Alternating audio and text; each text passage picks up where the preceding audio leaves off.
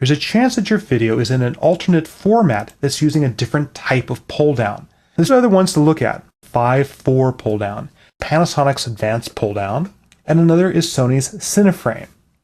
Panasonic has created several cameras that can indeed shoot at 24 frames a second, but they're recording to normal videotape. That means they still need to add pull-down in the camera to convert the 24-frame footage into a normal videotape format. They've chosen a slightly different pull-down format than the normal 3.2 that we've seen. It has fewer artifacts when viewed through normal footage. After Effects now supports it.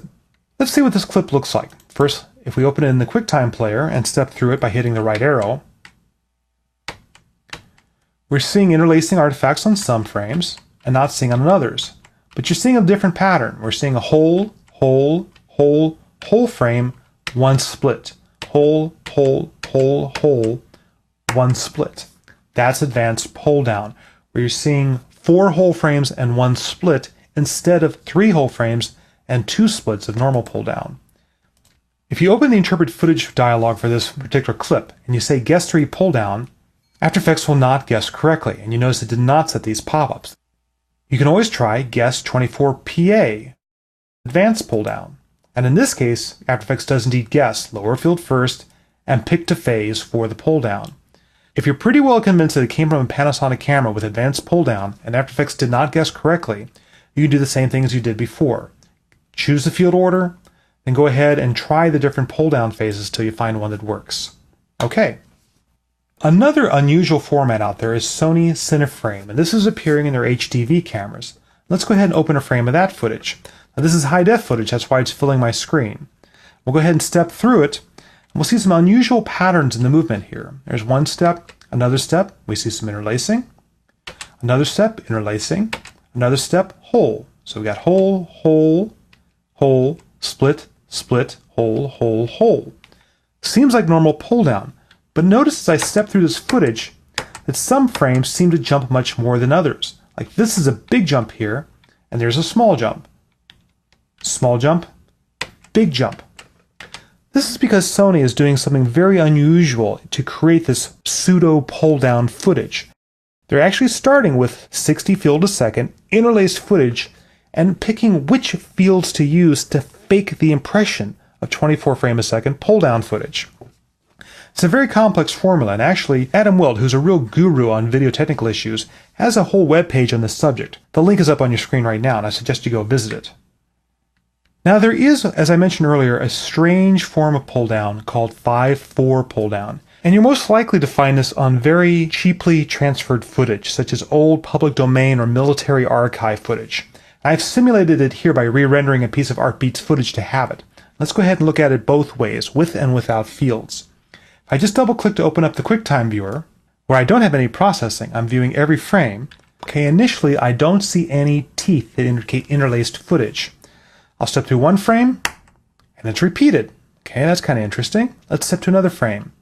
1, 2, 3, 4 unique frames. But when I go to the 5th frame, it's repeated. 5:4 pull-down is often referred to as repeated 4th frame pull-down, because that's how the 4 to 5 speed difference between film and video is resolved, by repeating the 4th frame of film to get that 5th frame of video.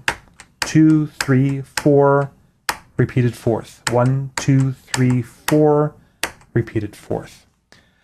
Now, since there's no interlacing lines, I don't need to separate fields for this footage. If I Option or Alt double-click it to open an After Effects footage window and page down through it, I'm going to see this pattern of repeated frame, unique, unique, unique, unique, repeated, just like I saw in the QuickTime viewer. And that's when you see 5:4 footage. You're not going to see it very often, but when you do, it needs to be processed a bit differently. Just like 3:2 pull-down, we're better off if we can remove this pull-down and go back and treat the footage at its original unique 24 or 23.976 frames a second. And you can do that in After Effects, but it's a little bit tricky, so let's go ahead and tackle it. Okay, go ahead and make a new composition based on this footage, and set the frame rate of that comp to 23.976, because that is our target frame rate. We're looking for patterns of where we find that repeated 4th frame, and we're going to slide our footage back and forth until we remove that repeated frame. Click OK. I'm going to go ahead and hit page down. Okay, I already see that this frame is repeated. So I need to slide it around, change the phase, if you will, to remove it. Now, whenever you want to try to remove that repeated fourth frame, you need to temporarily move the frame rate back to 29.97. That's the frame rate of the footage. Move the footage one frame in time. I'm going to move it one frame earlier here. Set the comp back to 23.976, because that's your target frame rate when you're done doing this. And then let's go ahead and see if we have a repeated frame. Okay, page down, unique frame, unique, unique, unique. Great. Just moving that footage one frame backwards at a pace of 29.97 frames a second has now removed that repeated fourth frame. And now I can treat this like pull-down footage. Unique frames at 23.976. The problem comes in trying to freeze or preserve this removal of pull-down. You've not done it in the interpret footage window. You've just kind of faked it in the comp. So there's a couple ways of doing that. One, you could just go ahead and render out this comp and have a unique piece of footage with the pull-down removed.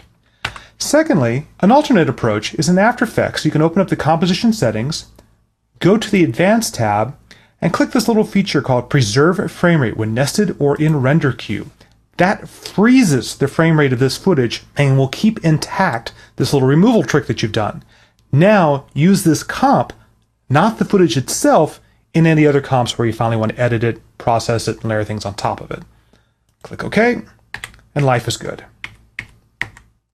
Let's say you still can't get the pull down out of there. You've tried chopping up the edits, you've tried normal pull down, you've tried advanced pull down, you've tried center frame, and no matter what you do, you're still seeing something funky go on, such as fields in the footage. Well, there is a chance that you've just got a problem. If someone took the footage before you and time stretched it, then saved it back out again, they forever altered the pull down phase into a way that you're never going to be able to remove the pull down. Your only solution at this point is to treat it just like it was normal interlaced video. And sorry, you just can't get back to those original frames.